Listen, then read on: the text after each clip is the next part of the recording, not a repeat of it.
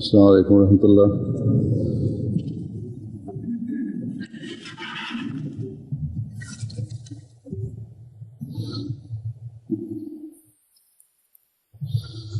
اشہد ان لا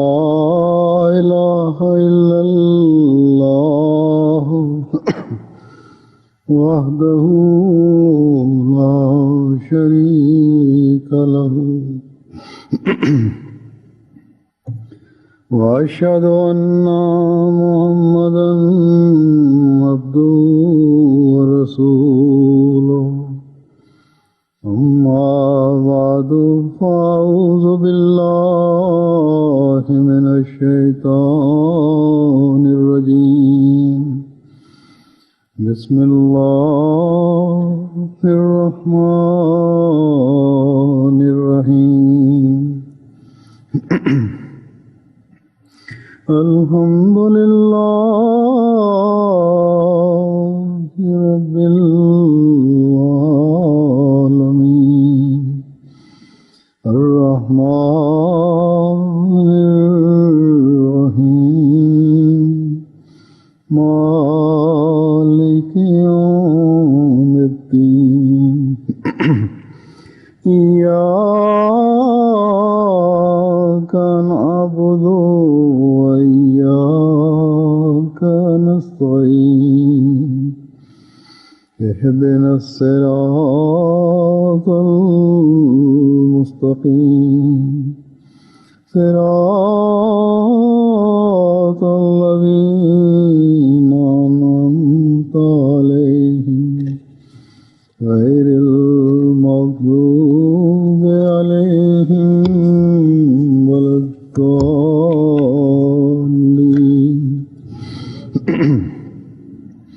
يا أيها الذين آمنوا هل أدلكم على تجارة تنجيكم من عذاب أليم تؤمنون بالله ورسوله وتجاهدون في سبيل الله بأموالكم وأنفسكم ذلكم خير لكم إن كنتم تعلمون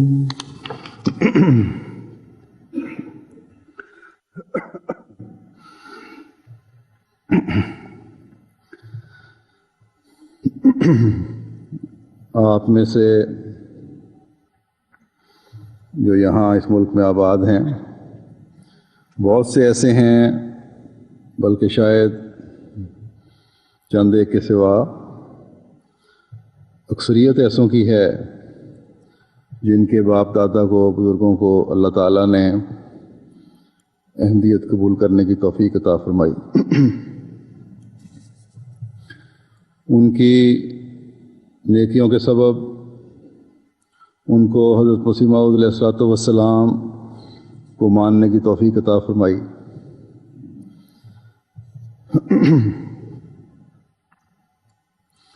یہ انبیاء پر ایمان اور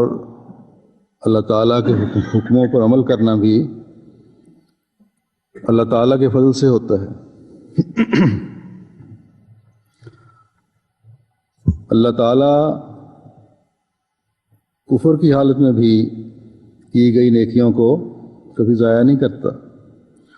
اور ان کا بدلہ دیتا ہے۔ کہتے ہیں ایک بوڑھا جو آگ کو پوجنے والا تھا، ایک دفعہ شدید بارش کے دنوں میں، کئی دن سے بارش پڑ رہی تھی، ہر طرف پانی پانی کھڑا تھا، پرندوں کو دانہ کھانے کے لیے کوئی جگہ میسر نہیں تھی۔ وہ بوڑھا آتش پرست اپنے گھر کی چھت پہ کھڑا پرندوں کو دانہ ڈال رہا تھا، دانہ پھینک رہا تھا کہ پرندے آ کے کھا لیں۔ کسی نے دیکھ کر کہا کہ تم آتش پرست ہو، تمہیں اس کا کیا ثواب ملے گا؟ اگر مسلمان ہوتے تو اس نیکی کا ثواب بھی تمہیں ملتا۔ اس آتش پرست نے یا آگ کو پوجنے والے نے کہا کہ ثواب تم نے تو نہیں دینا، تمہیں کیا پتہ خدا میرے ساتھ کیا سلوک کرے، کیونکہ ہر مذہب والے کے دل میں فطری طور پر خدا کا تصور بہرحال ہوتا ہے۔ تو ایک دفعہ یہی مسلمان جس نے اس آتش پرست کو یہ بات کہی تھی حج کرنے گیا تو یہ دیکھ کر حیران رہ گیا کہ وہ آدمی بھی، آتش پرست بھی وہاں حج کر رہا تھا۔ اس نے پوچھا تم یہاں کس طرح آ گئے؟ تو اس آتش پرست نے جواب دیا کہ میں نے تمہیں نہیں کہا تھا کہ اگر میری یہ نیکی ہے تو اس کا اجر مجھے ضرور ملے گا؟ تو دیکھو اللہ تعالیٰ نے اس کا اجر مجھے دیا اسلام قبول کرنے کی صورت میں، اور آج میں اللہ تعالیٰ کے فضل سے حج بھی کر رہا ہوں اور ایمان کی دولت سے مالا مال ہوں۔ تو اللہ تعالیٰ چھوٹی سے چھوٹی نیکی کو بھی ضائع نہیں کرتا۔ بس جن کو حضرت مسیح موعود علیہ الصلوۃ والسلام کے زمانے میں احمدیت قبول کرنے کی توفیق ملی، حضرت مسیح موعود علیہ الصلوۃ والسلام کی صحبت کی توفیق ملی، آپ سے براہ راست فیض پانے کی توفیق ملی، اور یوں اللہ تعالیٰ کے فضلوں کے اللہ تعالیٰ کے حکم کے مطابق، اللہ تعالیٰ کے وعدے کے مطابق عمل کر کے پہلوں یعنی حضرت صلی اللہ علیہ وسلم کے زمانے سے ملنے کی توفیق پائی، اور اس طرح صحابہ کا درجہ پایا، بس یقیناً ان میں نیکی تھی، ان میں اسلام کی گرتی ہوئی حالت دیکھ کر ایک فکر کی کیفیت تھی، ان میں خدا تعالیٰ کا قرب پانے کی ایک تڑپ تھی۔ اسی لیے اللہ تعالیٰ نے ان کی نیکیوں اور ان کی اس تڑپ کی کیفیت کو دیکھتے ہوئے ان کو حضرت مسیح موعود علیہ الصلوۃ والسلام کو ماننے، آپ پر ایمان لانے اور پھر اس ایمان پر مضبوط ہوتے چلے جانے کی توفیق عطا فرمائی۔ پھر خلافت اولیٰ اور خلافت ثانیہ کے ابتدائی زمانے میں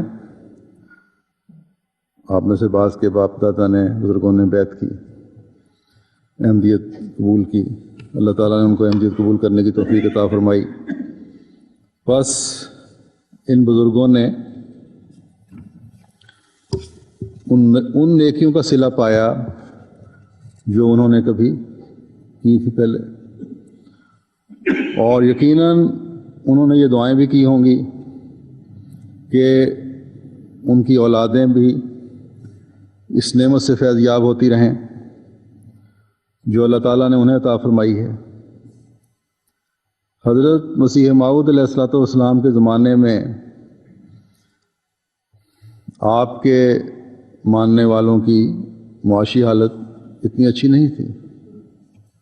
بلکہ اکثریت معاشی لحاظ سے، مالی لحاظ سے کمزور طبقے سے آئے ہوئوں کی تھی، اور انبیاء کو عموماً معاشی لحاظ سے کمزور لوگ ہی مانتے ہیں، کیونکہ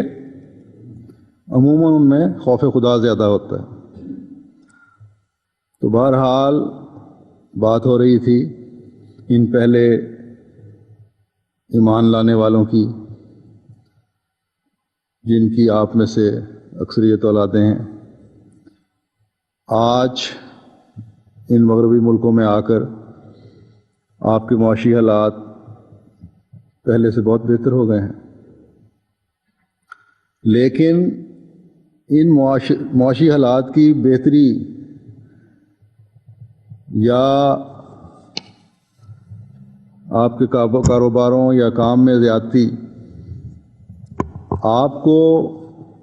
ان نیکیوں سے دور نہ لے جائے جن کی وجہ سے آپ کے بزرگوں کو حضرت مسیح موعود علیہ الصلوۃ والسلام کو ماننے کی توفیق ملی۔ وہ بزرگ تو نیکیوں پر قدم مارتے ہوئے اور اللہ تعالیٰ کی رضا حاصل کرنے کی کوشش کرتے ہوئے، نیک اعمال بجا لاتے ہوئے اور دین کو دنیا پر مقدم کرتے ہوئے اپنے مولا کے حضور حاضر ہو گئے۔ لیکن اب آگے ہمارا ان کی اولادوں کا فرض بنتا ہے کہ ان کی نیکیوں کو قائم کرنے کی ہر دم کوشش کریں، ہر وقت کوشش کریں، ان بزرگوں کی قربانیوں کو ہمیشہ سامنے رکھیں۔ آج ہمارے معاشی حالات کی بہتری اور بعض سہولتیں اور آسائشیں ہمیں اللہ تعالیٰ سے غافل نہ کر دیں، اور جب انسان اللہ تعالیٰ سے غافل ہو جائے تو پھر شیطان کے قبضے میں چلا جاتا ہے، بہت سی برائیوں میں ملوث ہو جاتا ہے، اور ہوش اس وقت آتا ہے جب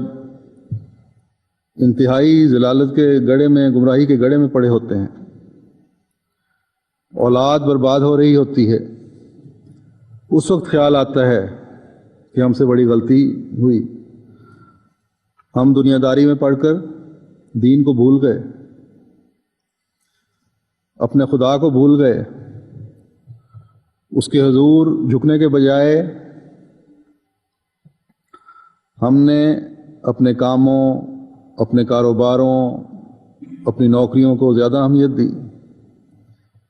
لیکن ایسی حالت میں جب یہ حالت ہو جائے تو پھر کبھی افسوس ملنے کا کوئی فائدہ نہیں ہوتا، پھر افسوس کرنے کا کوئی فائدہ نہیں ہوتا۔ اللہ تعالیٰ نے اسی لیے ہمیں قرآن کریم میں بے شمار جگہ اپنی ایمانی حالت کو درست کرنے کی تلقین فرمائی ہے، اور اس کے لیے مختلف راستے دکھائے ہیں کہ کس کس طرح تم اپنی ایمانی حالت کو درست رکھ سکتے ہو اور نتیجتاً آگ کے عذاب سے بچ سکتے ہو۔ آیت جو میں نے تلاوت کی ہے اس میں 2 باتوں کا ذکر ہے۔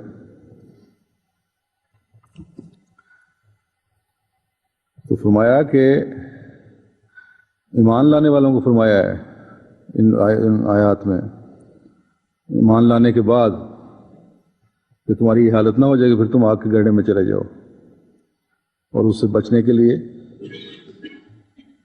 فرمایا کہ جو تجارت تمہیں آگ کے عذاب سے بچانے اور اللہ تعالیٰ کا قرب دلانے والی ہوگی، اس کے بارے میں میں تمہیں بتاتا ہوں کہ وہ کیا ہے۔ وہ تجارت ہے جان اور مال اللہ کی راہ میں قربان کرنا، جان اور مال سے اللہ کی راہ میں جہاد کرنا۔ اس زمانے میں جب اللہ تعالیٰ نے یہ خوشخبری بھی دی کہ تم مسیح و مہدی کو مان کر اس پر ایمان لا کر پہلوں سے مل سکتے ہو، صحابہ سے مل سکتے ہو، تو صحابہ کے مال و جان کی قربانی کے معیار تو بہت بلند تھے، ان پر بھی خود قدم مارنا ہوگا۔ اس زمانے میں جہاں ہمیں جس صورت میں ہمیں پہلوں سے ملنے کی خوشخبری دی ہے، وہیں اسی صورت میں کھیل کود اور تجارت کا ذکر کر کے نصیحت بھی کی ہے کہ اللہ کے پاس جو فوائد ہیں، ایمانی حالت میں ترقی کر کے جو تمہیں فوائد پہنچیں گے، وہ کھیل کود اور دنیاوی کاموں سے بہت بڑے ہیں۔ اس زمانے میں کھیل کود کی بھی انتہا ہوئی ہے، اگر کھیل کے میدان میں نہ بھی جائیں تو گھر بیٹھے ہی کمپیوٹر کے اوپر، ٹیلی ویژن کے اوپر یا اور اس طرح کی چیزیں ہیں، ایسی دلچسپی کی چیزیں ہیں جو اسی زمرے میں آتی ہیں، جن میں آدمی ایک دفعہ لگ جائے تو پھر اٹھنے کو دل ہی نہیں چاہتا۔ ایک طرح کا نشہ آج کل ہے بعض کمپیوٹر والوں کو، تو جب آدمی اس پر بیٹھا ہو تو بھول جاتا ہے کہ نماز کا وقت بھی ہو گیا ہے یا نہیں، جمعہ پر بھی جانا ہے کہ نہیں، پھر تجارتیں ہیں، کام ہیں، نوکریاں ہیں، جیسا کہ میں نے کہا، یہ چیزیں بھی نمازوں سے، جمعوں سے، عبادتوں سے غافل کرنے والی ہیں، اور آہستہ آہستہ جب ان میں بہت زیادہ انسان انوالو ہو جاتا ہے تو پھر ایمان بالکل ہی ختم ہو جاتا ہے۔ ایک حدیث میں آتا ہے کہ اگر ایک جمعہ نہیں پڑھتا تو دل کا ایک حصہ سیاہ ہو جاتا ہے، اور آہستہ آہستہ جمعے چھوڑتے چلے جانے سے پورا دل سیاہ ہو جاتا ہے۔ تو جمعوں کی اہمیت، جمعہ پڑھنے کی اہمیت ہر احمدی کے دل میں ہونی چاہیے، اور کوئی پروگرام، کوئی کھیل کود، کوئی کام یا کاروبار جمعے کی نماز کی ادائیگی میں حائل نہیں ہونی چاہیے۔ اس دن کے بابرکت ہونے کا، دعاؤں کی قبولیت کا اندازہ آپ اس حدیث سے کر سکتے ہیں کہ حضرت صلی اللہ علیہ وسلم نے فرمایا کہ اس میں ایک ایسی گھڑی آتی ہے کہ جب مسلمان کو اس میں ایسا وقت ملتا ہے جب وہ نماز پڑھ رہا ہو کھڑا ہو کے، تو جو دعا وہ کرے اللہ تعالیٰ اسے قبول فرما دیتا ہے۔ آپ نے ہاتھ کے اشارے سے بتایا کہ وہ بہت چھوٹا سا وقت ہوتا ہے، بہت مختصر وقت ہوتا ہے۔ اس لیے جو لوگ مختصر وقت کے لیے آخری وقت میں جب خطبہ ختم ہونے والا ہو جمعہ پڑھنے آتے ہیں کہ جلدی جلدی نماز سے فارغ ہو کر اپنے کام پر چلے جائیں گے، یا اپنی کھیل کود کو چھوڑ کر تھوڑی دیر کے لیے بے دلی سے مسجد میں آتے ہیں کہ جلدی جلدی فارغ ہو کر چلے جائیں گے، تو ان کو بھی یاد رکھنا چاہیے کہ جمعے کا وقت جو خطبہ ہے، یہ حدیث میں ہے کہ یہ بھی نماز کا حصہ ہے، اس لیے 2 رکعتیں کی گئی ہیں جمعے کی نماز کی۔ ان کو بھی آن وسلم کی یہ نصیحت یاد رکھنی چاہیے، اس خوشخبری سے فائدہ اٹھانا چاہیے کہ دعاؤں کا وقت میسر آتا ہے اور کس کو دعاؤں کی ضرورت نہیں ہوتی۔ اس لیے جمعوں کی نماز پر بڑی توجہ سے پابندی سے آنا چاہیے۔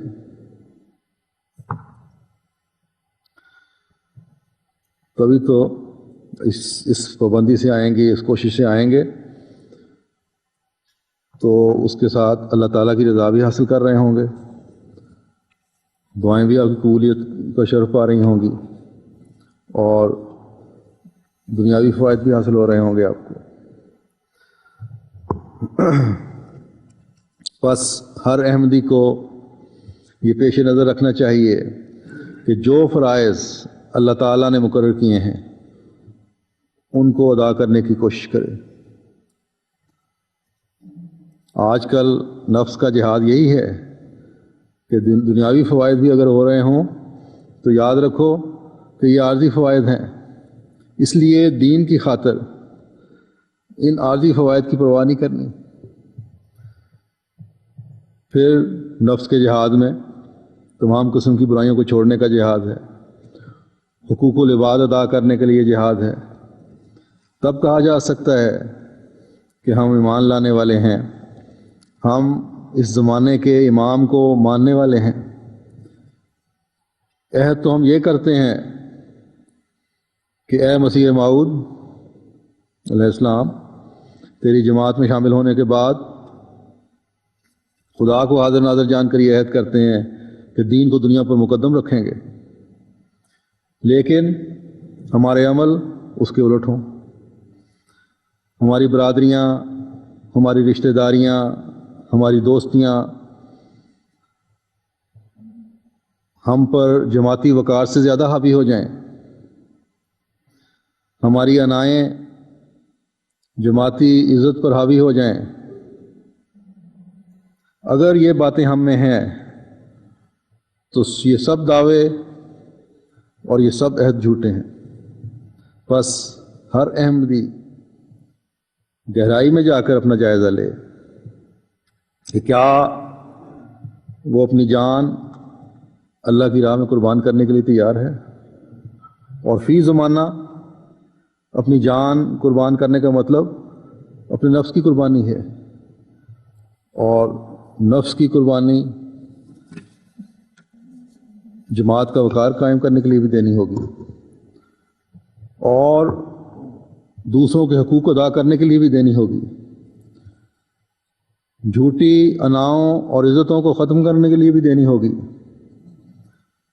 پھر مال کا جہاد ہے، مالی قربانی ہے۔ ہر ایک اپنا اپنا جائزہ لے کہ جو مالی کشائش اللہ تعالیٰ نے آپ میں پیدا کی ہے، کیا اس کے مطابق چندوں کی ادائیگی کر رہے ہیں؟ دنیاوی خواہشیں تو کبھی ختم نہیں ہوتی، ایک کے بعد دوسری خواہش تیار ہوتی ہے، لیکن اگر یہ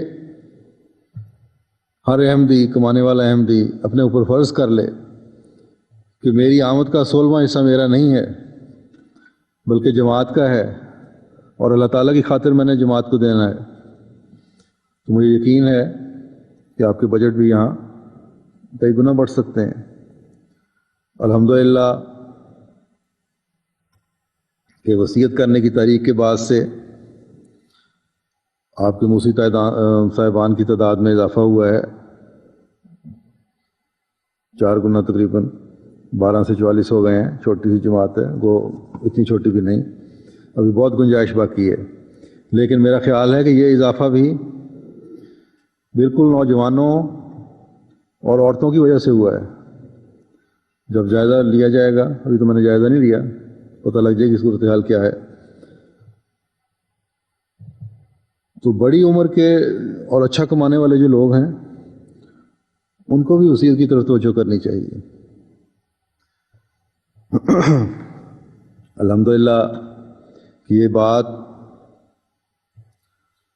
مجھے نظر آئی ہے کہ نوجوان بچے اور بچیاں احمدیت سے رشتے اور تعلق میں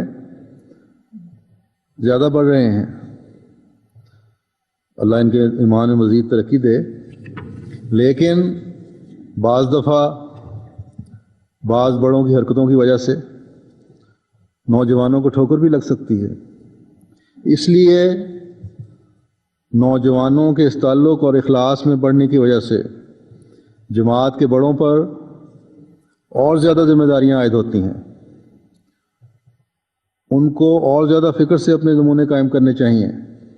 تاکہ کبھی کسی کے لیے ٹھوکر کا باعث نہ بنے. اپنے نفس کی قربانیوں میں اور زیادہ ترقی کریں، اپنی مالی قربانیوں میں اور زیادہ ترقی کریں، اپنے بزرگوں کے نمونوں کو بھی دیکھیں، اپنے پہلے حالات پر بھی نظر رکھیں، اپنے موجودہ حالات پر بھی خدا تعالیٰ کا شکر ادا کریں. اور شکر ادا کرنے کا طریقہ یہ ہے کہ جہاں اپنے پر اظہار ہو رہا ہو وہاں اللہ تعالیٰ کی خاطر دینے کا بھی اظہار ہو رہا ہو، اور ہر قسم کی قربانی میں پہلے سے بڑھ چڑھ کر حصہ لیں. اور جیسا کہ میں نے کہا کہ اپنی اگلی نسل کے لیے بھی نیک نمونے قائم کریں. یہی باتیں ہیں جو آپ کے ایمان میں ترقی کا بھی باعث بنے گی، اور احمدیت کی نوجوان نسل کے جماعت کے ساتھ بہتر تعلق اور نیکیوں میں بڑھنے کا بھی باعث بنے گی. نوجوانوں سے بھی میں کہتا ہوں کہ آپ لوگ جو اپنے ہوش و حواس کی عمر میں ہیں جماعت سے اپنے تعلق کو مزید پختہ کریں، اپنے نمونے قائم کریں. حضرت مسیح موعود علیہ الصلوۃ والسلام کی بتائی ہوئی تعلیم پر عمل کریں. اگر کوئی برائی کسی میں دیکھتے ہیں تو اس کو پر اعتراض شروع کر کے اسے ٹھوکر نہ کھائیں. اللہ تعالیٰ سے اپنے تعلق کو مضبوط کریں. اس معاشرے میں جہاں قدم پر گند اور بے حیائی ہے، اپنے آپ کو اس سے بچائیں. اللہ کے حضور جھکنے والے بنیں، اپنی نمازوں کی حفاظت کرنے والے بنیں، کیونکہ یہی چیز ہے جس سے آپ کا خدا تعالیٰ سے مزید پختہ تعلق پیدا ہوگا، مزید مضبوط تعلق پیدا ہوگا. اور جب اللہ تعالیٰ سے تعلق بڑھے گا تو پھر نیکیوں میں قدم آگے بڑھے گا. اللہ تعالیٰ کی رضا حاصل کرنے کا مزید فہم اور ادراک پیدا ہوگا، ایمان میں مزید ترقی ہوگی. صرف اس بات پر ہمیں خوش نہیں ہو جانا چاہیے کہ ہم نے اس زمانے کے امام کو مان لیا ہے اور بس کافی ہے. یہ تو ایک پہلا قدم ہے. ماننے کے بعد ایمان میں ترقی ہوگی تو مومن کہلائیں گے، ورنہ اللہ تعالیٰ نے حضرت صلی اللہ علیہ وسلم کے وقت میں بھی بعض ان پڑھ جاہل لوگوں کو یہ جواب دیا تھا کہ ٹھیک ہے تم نے حضرت صلی اللہ علیہ وسلم کو مان لیا اور تم مسلمان ہو گئے، لیکن ایمان کے اعلیٰ معیار تمہیں حاصل نہیں ہوئے، ابھی بہت گنجائش ہے. پکے مومن تب کہلاؤ گے جب ایمان میں ترقی کرو گے. تو حضرت صلی اللہ علیہ وسلم کی قوت قدسی نے پہلے دن بہت اثر ڈالا ان بدوؤں پر، لیکن تب بھی اللہ تعالیٰ نے فرمایا کہ ابھی بہت گنجائش ہے. تو آج کل تو اور بھی زیادہ گنجائش ہے، جیسا کہ اللہ یہاں فرماتا ہے قرآن کریم میں، اور آپ کو مخاطب کر کے قالت الاعراب آمنا کل لم تؤمنوا ولکن قولوا اسلمنا ولما يدخل الایمان فی قلوبکم. بادیہ نشین یہ کہتے ہیں کہ ہم ایمان لے آئے، تو کہہ دے کہ تم ایمان نہیں لائے، لیکن صرف اتنا کہا کرو کہ ہم مسلمان ہو چکے ہیں، جبکہ ابھی تک ایمان تمہارے دلوں میں داخل نہیں ہوا پوری طرح. پس نئے احمدی ہوں یا پرانے، بوڑھے ہوں یا نوجوان، یاد رکھیں کہ کامل مومن صرف مان لینے سے نہیں بن جاتا، بلکہ اللہ تعالیٰ کے اس حکم کو بھی پر بھی عمل کرنا ہوگا کہ نیکیوں میں آگے بڑھو، فاستبقوا الخیرات. بس یہ نیکیوں میں آگے بڑھنا ہی ہے جو ایمان میں مضبوطی پیدا کرتا ہے، اور جب ایمان میں مضبوطی پیدا ہوتی ہے تو پھر ایک مومن مال اور جان کی قربانی میں بھی دریغ نہیں کرتا، اور یہ طاقت خدا تعالیٰ کے فضل سے ہی ملتی ہے، اور اللہ تعالیٰ کا فضل اس کا عبد بننے سے ہی حاصل ہوتا ہے، اس کا بندہ بننے سے ہی حاصل ہوتا ہے. حضرت اقدس مسیح موعود علیہ الصلوۃ والسلام فرماتے ہیں کہ ایمان کے لیے خشوع کی حالت مثل بیج کے ہے. لغو باتوں کے چھوڑنے سے ایمان اپنا نرم نرم سبزہ نکالتا ہے، اور پھر اپنا مال بطور زکوٰۃ دینے سے ایمانی درخت کی ٹہنیاں نکل آتی ہیں جو اس کو کسی قدر مضبوط کرتی ہیں، اور پھر شہوات نفسانیہ کا مقابلہ کرنے سے ان ٹہنیوں میں خوب مضبوطی اور سختی پیدا ہو جاتی ہے، اور پھر اپنے عہد اور ایمانتوں کی تمام شاخوں کی محافظت کرنے سے درخت ایمان کا اپنے مضبوط تنے پر کھڑا ہو جاتا ہے، اور پھر پھل لانے کے وقت ایک اور طاقت کا فیضان اس پر ہوتا ہے، کیونکہ اس طاقت سے پہلے نہ درخت کو پھل لگ سکتا ہے نہ پھول. تو فرمایا کہ جب تک عاجزی پیدا نہیں ہوگی، جب نفس کی قربانی کا جذبہ پیدا نہیں ہوگا،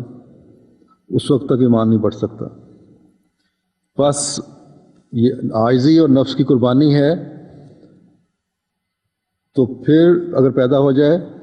تو اس کا مطلب یہ ہے کہ تمہارے دل میں، دل کی زمین پہ ایمان کا بیج بویا گیا ہے. اس لیے اپنے اندر ایمان پیدا کرنے کے لیے ضروری ہے کہ پہلے عاجزی کو اپنے اندر جگہ دو. بس پہلے کہ جیسا کہ پہلے بھی ذکر ہو چکا ہے کہ اپنے اندر عاجزی اور نفس کی قربانی پیدا کریں گے تو تب دل کی زمین تیار ہوگی ایمان میں ترقی کرنے کے لیے. پھر فرمایا کہ لغو باتیں ہیں، اس میں کھیل کود بھی ہیں، ایسے کھیل بھی ہیں جیسا کہ میں پہلے بتا آیا ہوں جو باتوں سے روکنے والے ہیں. پھر یہ لغویات ہیں جو جھوٹی اناؤں اور عزتوں کی طرف لے جانے والی ہیں. پھر اس قسم کی اور لغویات ہیں جو مختلف قسم کی برائیاں ہیں. تو پہلی بات تو یہ ہے کہ عاجزی اختیار کرو تو ایمان دل میں جگہ پائے گا. پھر لغو اور بیہودہ باتوں کو ترک کرو، لوگوں کے حقوق مارنے سے بچو. تو یہ بیج جو ایمان کا تمہارے دل میں آ گیا تھا عاجزی اختیار کرنے سے، بے نفسی کی وجہ سے، یہ پھر پھوٹنا شروع ہو جائے گا. اور جس طرح کھیت میں جب بیج باہر نکلتا ہے، یہاں بھی آپ نے دیکھا ہوگا فصلیں لگتی ہیں تو تھوڑی تھوڑی ہریالی نظر آنی شروع ہوتی ہے. زمین پر مٹی اور ہریالی دونوں چیزیں نظر آ رہی ہوتی ہیں. تو اس عاجزی کا بیج جو دل کی زمین پر ایمان کی مضبوطی کے لیے لگایا گیا ہے، تب اگنا شروع ہوگا جب تم ہر قسم کی لغویات سے بھی بچو گے، تم تمام قسم کی برائیوں کو بھی چھوڑو گے. لیکن ابھی نرم حالت میں ہوگا، اس میں پوری طرح اس نے زمین کو ڈھانکا بھی نہیں ہوگا. چلنے والے کے پاؤں تلے آگے کچلا بھی جا سکتا ہے.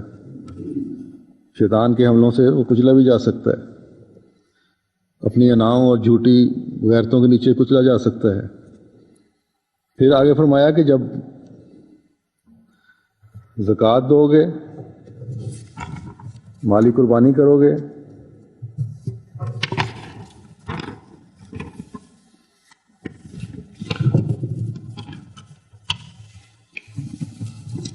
اور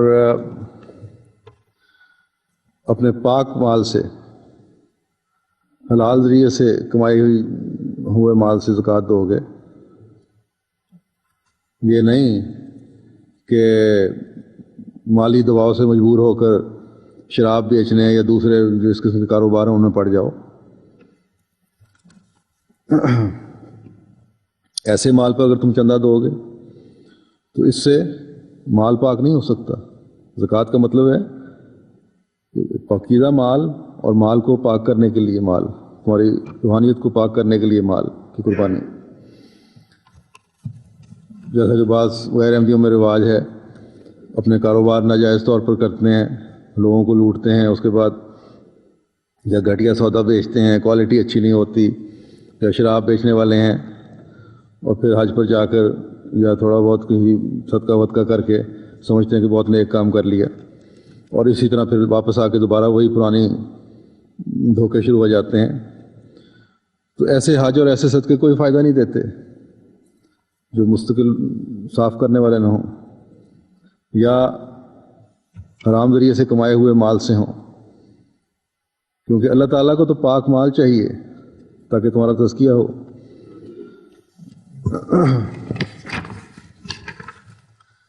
اور جب اس پاک مال سے تزکیہ نفس بھی ہوگا، اور یہ ان پہلی قسم دو قسم کی نیکیوں میں بھی شامل ہو جائے گا، مالی قربانیوں کی طرف بھی توجہ پیدا ہوگی، تو پھر وہ ایمان کا پودا بڑھتا ہے، اور پھر اس کی ٹہنیاں نکلنی شروع ہو جاتی ہیں، صرف وہ نرم پودا نہیں رہتا۔ پھر بس ایمان کے پودے کی بڑھوتری کے لیے پاک مال سے کی گئی مالی قربانی بھی ضروری ہے۔ پھر شہوات نفسانیہ ہیں، ان کو کنٹرول کرنا ہے۔ ان ملکوں میں آزادی کی وجہ سے بہت سی بےہودگیاں ہیں، غلاظتیں ہیں، نفسانی خواہشات ہیں جگہ جگہ پر، جن میں پڑھ کر انسان اپنے اندر اپنے ایمان کے پودے کو کمزور کرنے والا بن جاتا ہے۔ بس یہ ایمان کی نرم ٹہنیاں بھی اس وقت مضبوط ہوں گی جب اپنے نفس پر کسی برائی کو غالب نہیں آنے دو گے، اور جب یہ چیز حاصل کر لو گے تو ایمان میں مزید مضبوطی پیدا ہوگی۔ اور پھر اگلا قدم یہ ہے کہ اپنے ایمان کو مضبوط کرنے کے لیے جو ہے وہ کہ تمہارے جتنے بھی عہد ہیں ان کی حفاظت کرو، جتنی امانتیں ہیں ان کی حفاظت کرو۔ ہر احمدی کا ایک بہت بڑا عہد اس زمانے کے امام کے ساتھ ہے، ان کو مان کر ہے، جو عہد بیعت کیا ہوا ہے اپنے حضرت مسیح علیہ السلام سے۔ ہر ایک اپنا جائزہ لے کہ کیا وہ ان 10 شرائط بیعت کی پابندی کر رہا ہے۔ ہر احمدی خدا کو حاضر ناظر جان کر یہ عہد کرتا ہے کہ اے خدا، میں تیری تعلیم کو بلا بیٹھا تھا، لیکن اب مسیح موعود کے ہاتھ پر عہد کرتا ہوں کہ میرے گزشتہ گناہوں کو معاف فرما، آئندہ انشاءاللہ میں اس عہد پر قائم رہوں گا۔ پھر عہدیدار ہیں، ان کے عہد ہیں، ان کے سپرد مانتے ہیں، وہ جائزے لیں کہ کہاں تک وہ اپنے عہد اور اپنی مانتے پوری طرح ادا کر رہے ہیں، ان کی حفاظت کر رہے ہیں۔ جائزہ لیں کہ اپنے کام، اپنے فرائض کا حق ادا نہ کر کے وہ کہیں گناہ گار تو نہیں ہو رہے، وہ اپنے ایمانوں میں ترقی کرنے کے بجائے، ایمانی پودے کی حفاظت اور آبیاری کے بجائے اس کو سکھا تو نہیں رہے، کیونکہ ایمان کی مضبوطی کے لیے ہر پہلو پر نظر رکھنے کی ضرورت ہے۔ اس لیے جائزہ لیں کہ کوئی پہلو ایسا تو نہیں رہ گیا جس سے میرا ایمان وہیں رک گیا ہو، کیونکہ مجھے تو حکم ہے کہ تم نے نیکیوں میں ترقی کرنی ہے. جہاں نیکیوں میں ترقی رکی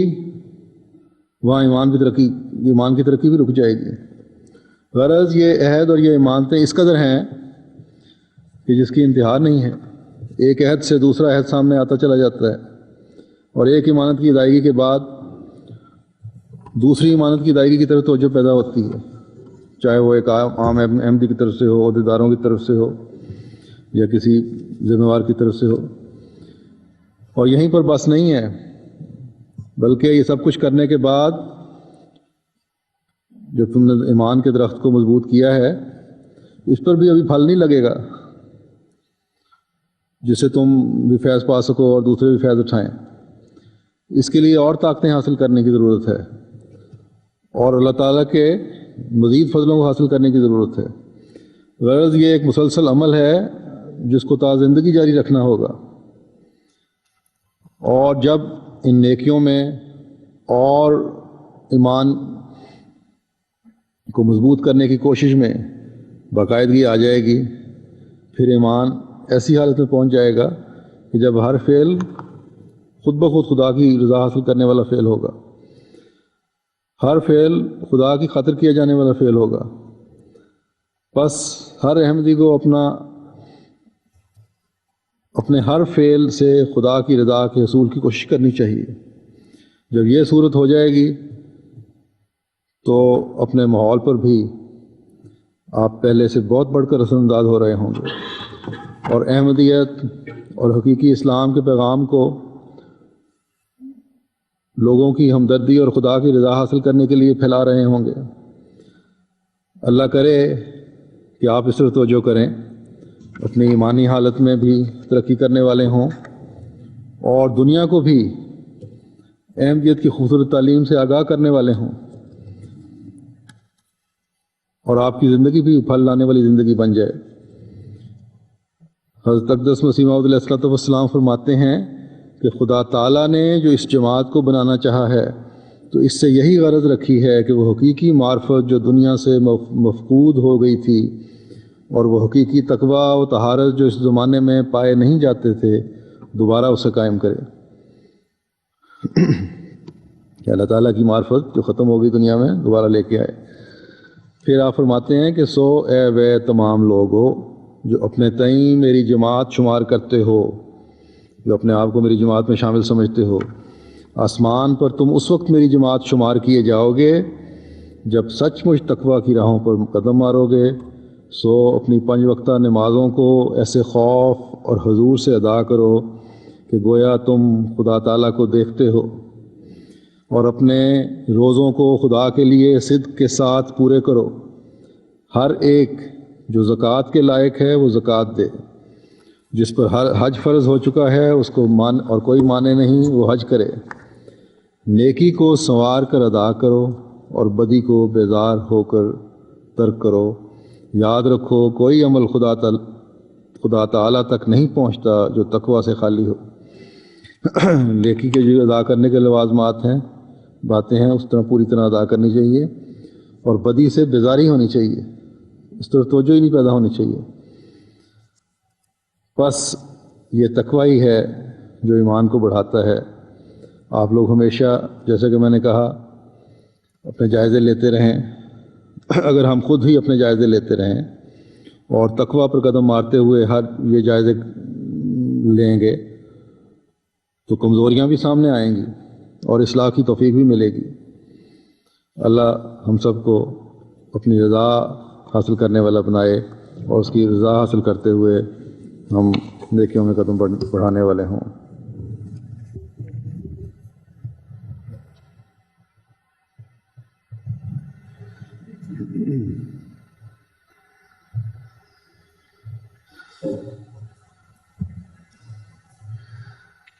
الحمد للہ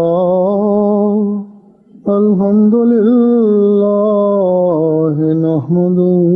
ونستعینه ونستغفره ونؤمن به ونتوکل علیہ ونعوذ بالله من شرور أنفسنا ومن سيئات أعمالنا من يهده الله فلا مضل له ومن يضلله فلا هادي له ونشهد أن لا إله إلا الله ونشهد أن محمدا عبده ورسوله عباد الله رحمكم الله إن الله يأمر بالعدل والإحسان وإيتاء ذي القربى وينهى عن الفحشاء والمنكر والبغي يعظكم لعلكم تذكرون اذكروا الله يذكركم وادعوه يستجب لكم ولذكر الله